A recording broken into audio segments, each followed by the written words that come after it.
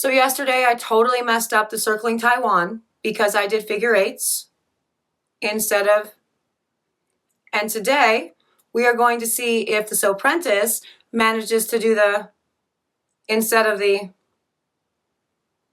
But before I tell you all about Georgia May's attempt at the Circling Taiwan, hello, I am Mrs. Soap and Clay. Let's make stuff.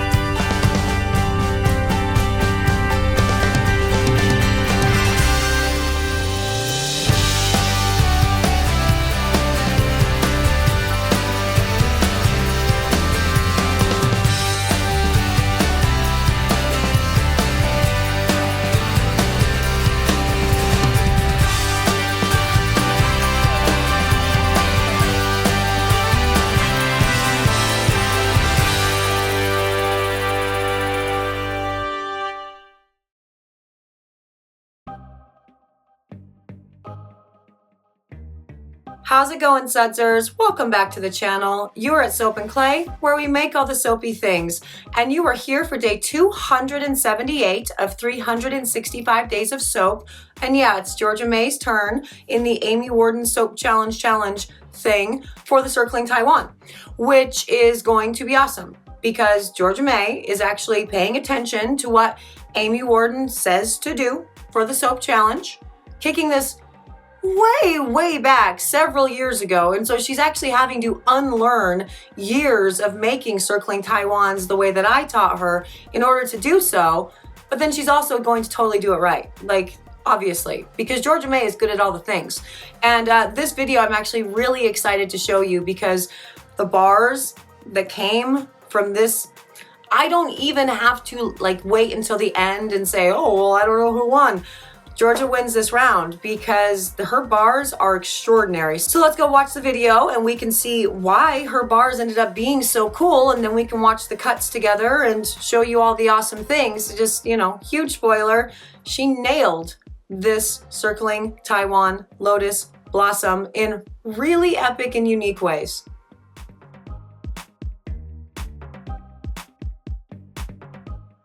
Well, we are back for round 2 of the Circling Taiwan Swirl, a very old challenge for the Amy Warden's Soap Challenge thing. And yeah, we're throwing it back to Circling Taiwan, and it is the Soaprentice's turn, which is awesome because, you know, she's great at this, for sure. And look how beautiful that batter is. It's lovely, just across the board. That's delightful. Yes, that's such a nice emulsion. Absolutely, she's so good at all of the things. And we are using the same scent blend for this as we did for mine yesterday. So we are doing the 8th and Ocean from Nurture Soap, which is cool. Oh, that's lovely too. It's beautiful. Finding your emulsion and knowing your different batter thicknesses, very important. That's one of the most important things you can do as a soap maker, and Georgia May has it down. She's so good. So she will be splitting her batch into 3 equal parts, looks like, because she's doing 3 different colors, I think. I mean, there's pink and blue up there, but the white is the kaolin clay that's been dispersed in water, and then the clear is like the scent blend, right? But a neon clear soap would be cool. Whatever. And yeah, so we'll see what other color she puts in for her 3rd color in all of this. But yeah, 3 equal portions. So she's doing a 3-color Circling Taiwan. And again, the 8th and Ocean blend from Nurture. And that's a delightful one. It's so good. It's delightful for sure. I forget what all's in it, but I don't even have it with me anymore. But it was a really good one, right? It's a little bit sweet because it's got some melon tones in it. It's a little bit floral because it's got some lavender and some jasmine in it. And it has a nice dry down of like a woodsy, like sandalwood. It's good. It's a very delightful blend, and I had no problems with it whatsoever yesterday. So those soaping notes are accurate. Unlike that one video where I was calling out a company for saying, oh yeah, no, none of our fragrances have any problems in soap making, and that was not true. So yeah, their soaping notes have been very, very accurate. Looks like they will likely be very accurate for Georgia May's experience with them as well, although it's not in yet because she just put the kaolin in, so I'm probably jumping the gun with this. Maybe she'll have problems, but I doubt that very much. Now, these are very beautiful, big, bright colors that she's got going on here. I think that pink is actually a pigment in order to get such a dark, vivid pink, and it is absolutely gorgeous. Like, such a pretty color. And then she's gonna have the really pretty blue, and just kind of looking at the blue up there, there's a little bit of graininess. Oh yeah, I think she's loving that. I'm loving that too. That is gorgeous. Look how bright. Yep, so that's a pigment. Not from Nurture Soap. I'm going to assume that the pigment's from Brambleberry, because I don't have a lot of pigments in my line, and when I do, they are all, I think, in Brambleberry containers. So it's that. And looking at the blue container there's some graininess on the side of the beaker, so I'm going to say that is a pigment as well. I think that's an ultramarine blue, also from Brambleberry. Don't see a lot of shimmer in those, so I think that's what's going on for those two. And then that would, you know, make sense that they are, I mean, for the most part, we disperse all of our colorants in beakers anyway for like the videos, and so you get an idea of what all the colors are going to be when we are making. But with micas, that's not really necessary. You can add your micas directly to your soap batter, and you don't have to disperse them in oil or whatever beforehand, because it's very lightweight. They incorporate very nicely. With pigments, you definitely have to disperse and do all the mixy mix thing to get all the clumps and bumps and everything out, because it's definitely a heavier, pigment, so it's thicker, I guess. And so that's what she has done with those ones, and I'm interested to see what she does with the third one. Oh, she's turning it orange. Awesome. Now that is a mica that she's using for that one, which can be just mixed right into the batch, which is awesome. Now, with this, using the 3-color Taiwan, which I love, Georgia May has more room to play inside the mold for her little, you know, sections. Really, there's not much more room though, which is why I hate dividers, because you still don't have a lot of room to get everything in, and so then you're really relying on super fluid batter to kind of get it in easily, so you're not having, so if your batter gets too thick and you're having to spoon it in or use a spatula to kind of scoop it in, you're going to run the risk of air pockets because it's such a small area and all the things. So she gets a little bit more room for her pour, because she will effectively just be using 2 dividers to make, you know, 3 sections, all the things. I know you know maths and how it all works. So there's that. But the scent is going in, will be mixed in for all of that. It looks absolutely great. This batter is delightful. I like this color story for sure.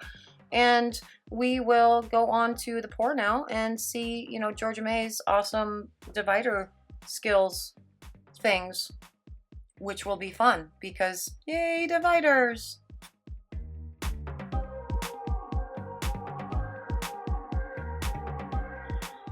Okay, and so on to the pour, and Georgia May is going to show us her awesome multi-hand pouring skills, which that was legitimately awesome. I mean, it was 2 seconds of it, but it was lovely. That was beautiful. So I hope we get a repeat as soon as she gets some batter in the middle, so they don't, you know, make the dividers do weird things.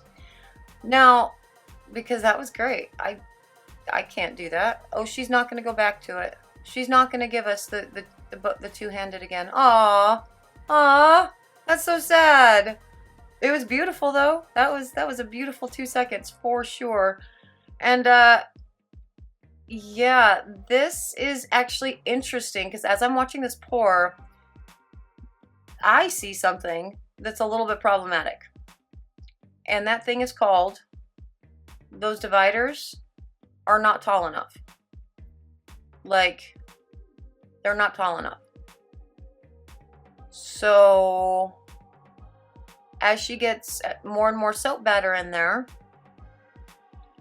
that divider's running the risk of being covered up.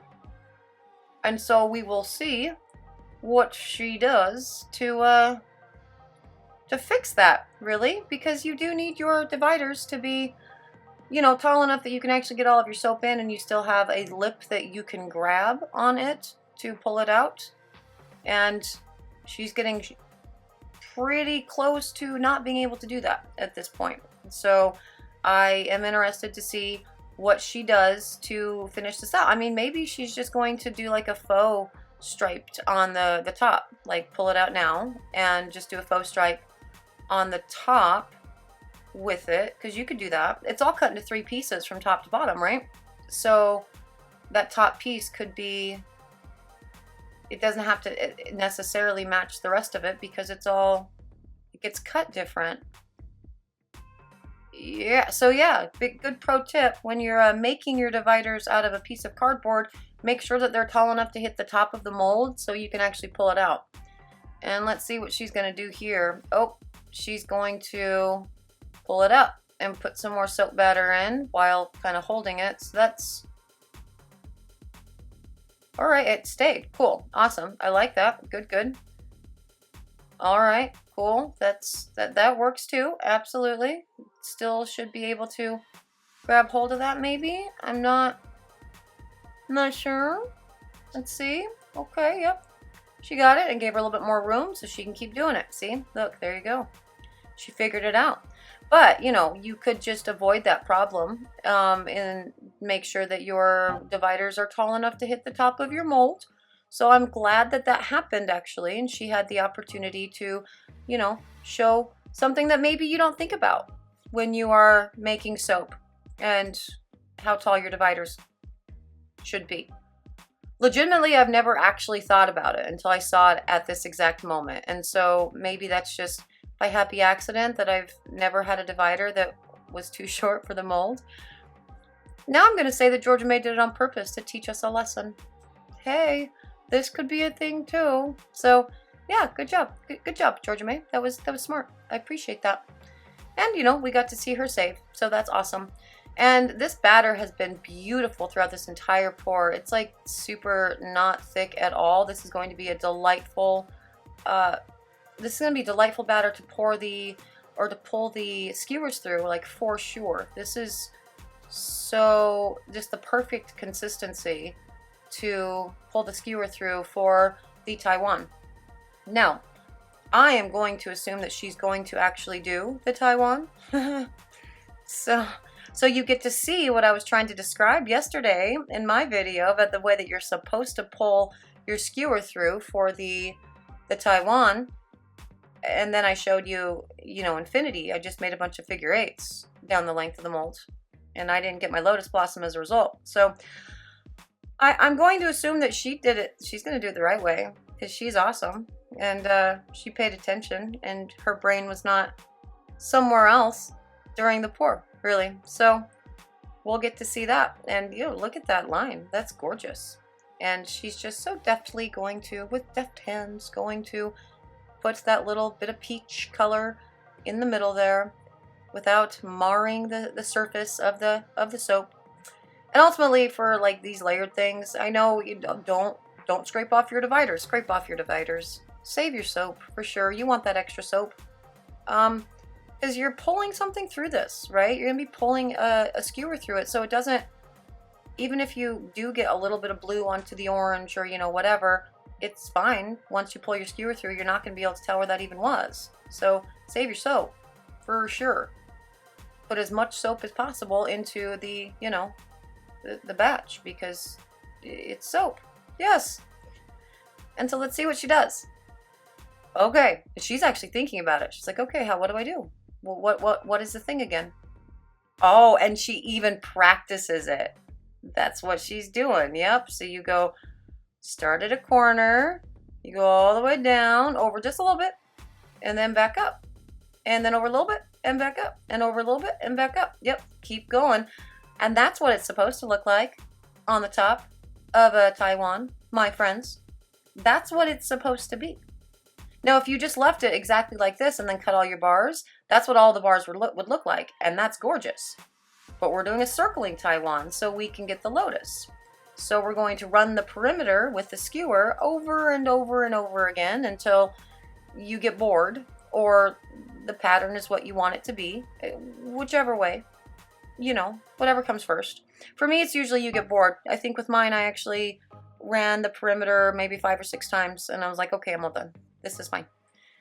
And it pulls into very beautiful. Look how beautifully that all pulled in from the Taiwan to the circling Taiwan. And so she's going to end up with gorgeous bars of soap in there. Beautiful swirls, beautiful pulls, and I would say probably multiple lotuses within this this loaf. And so she will be covering this and popping it after we admire it for a few more seconds, because it is gorgeous, and I'm very much looking forward to this cut. So let's get it into the oven and get it ready to, you know, be cut. So let's go check that out.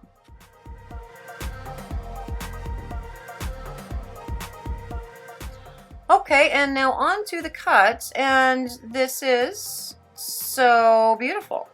So beautiful. Just a little teeny tiny bit of soda ash on the corners, but that's no big deal. The colors really popped very beautifully. And so now what I'm going to do is I'm going to chunk this out into 4 sections. This is a 1 or a 12-inch long mold, and so 3 inches for each.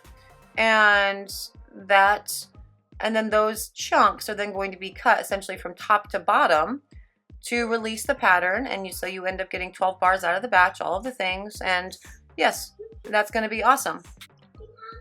And like each of these chunks will yield again 3 bars, and you'll get to see what it would look like if you just cut it in regular 1-inch increments like that. So that's what you get. And again, it's a cool enough looking bar, right? But why spend the time with the dividers and the, you know, time and the skewering and all the things if you're just going to get 3 stripes of color? Like that's fine, but nah. So you got to cut it the right way. That's the biggest thing. You put all the work into it, so you got to make sure to cut it the right way. So again, if you cut it that way, that would be the normal way. We don't want that. If you cut it that way, that'd be like for thin lines, for cutting from width to width. Don't want that. That way, it's top to bottom. That's what you want. And so that's what they're all going to get cut with. And we're going to check out the beautiful, you know, skewer and everything inside. That is cool though. Look at that little top piece that it's so thin and perfect, and it's like a little piece of soap paper. I love that. That's absolutely gorgeous. I'm definitely here for that one. And that is beautiful. Look, it definitely looks like those are like flower petals, right? Which is gorgeous. That's very, very pretty. And you put them together and yeah, you got a little pattern going on there. It's very lovely. That's nice. So far, so good with this circling Taiwan, for sure. That's beautiful. That is some pro status circling Taiwaning. And that's just, I mean, on their own, individually, these bars, also beautiful. So that's cool. And all of these soaps, again, we cut them from top to bottom. So you're cutting off the top, you're cutting off the bottom, and then you're left with the middle, right? That. Got another little piece of awesome there. That one didn't come off as beautifully as the last one, though, so that's kind of a bummer. But the beautiful variation inside of that is really cool. Wow, those are beautiful. Aren't they beautiful? Yeah. Yeah, the Soap and Clay Killet number 2 is here actually watching this cut, and she just said they're beautiful, and I agree. Yes, they are. They are so pretty. I kind of actually want one. Don't you? What was? Don't you think of that one? That was cool with those ones together there. Yeah, I love these. I especially love the top because it looks like a literal sunset. Like a sunset for sure. Those are cool, cutting off the tops there. They look like little. Ooh, I think this might be her lotus. Ooh. I love that. Ooh. Oh, that's cute. Look at that. Yes, that looks like a yellow flower with some pink. Hey, there it is then. It's a lotus. It worked, huh? That one didn't quite line up. But that's pretty, right? Yes, it looks so good. Yeah, I agree. I think it looks really good. And I think this is the last one to cut, the last little block here. But look how different they all are.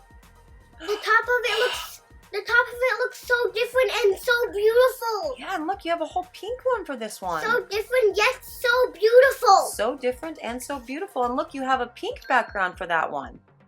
Yes. The last one we had a blue background. How cool is that? That looks awesome. I agree. I think Georgia May is the big winner on this one, right? We've got day 278, the Circling Taiwan, scented with 8th and Ocean, which is delightful. Yes, we do. And Smells so good. We and got a pink the one. beautiful, beautiful, beautiful colors are just awesome. Yeah, they are awesome. I agree. I kind of want one of these, honestly. They're so beautiful. Yeah. They're too cute. And look at all the different types of soap you get in one batch. Look at that. Yeah, and when the outside is blue, the inside of the flower is pink, and when the outside is pink, the inside of the flower is blue. That's right. It's all beautiful. She did a great job. So the cool thing about swirls in general, right, is that every single bar is going to be different. But what Georgia May actually did with this is it is 12 bars that told a different story because of the Circling Taiwan. She had one that was primarily pink with blue, primarily. The way that she pulled the colors through, absolute artistry, absolutely gorgeous.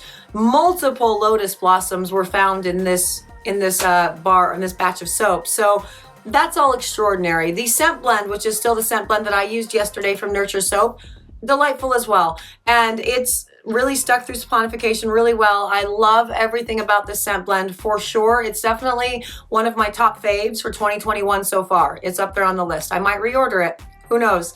But yeah, her design, her everything, her execution, flawless. The only problem that she had was she ended up with dividers that were too short for the mold, but she still made that work too. So yes, if you are interested in the Circling Taiwan in the 8th and Ocean scent from Nurture Soap thing, you can totally find them on the website at soapandclay.com. So mine and hers are both available on the website.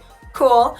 If you are interested in more soapy antics and seeing which one of Amy Warden's soap challenges we tackle next, subscribe to the channel. That would be cool. That'd be the best way to figure it out, really, because you'll get notified when we drop a video. If you are already subscribed, hey, you're going to get notified when we drop a video. Thanks for being a part of the Sudser family. You're awesome. I'm out of here for today. I hope you guys had a good time. I certainly had a great time watching the gorgeousness that were her bars. I will see you guys all again tomorrow for another round of 365 days of soap. Bye.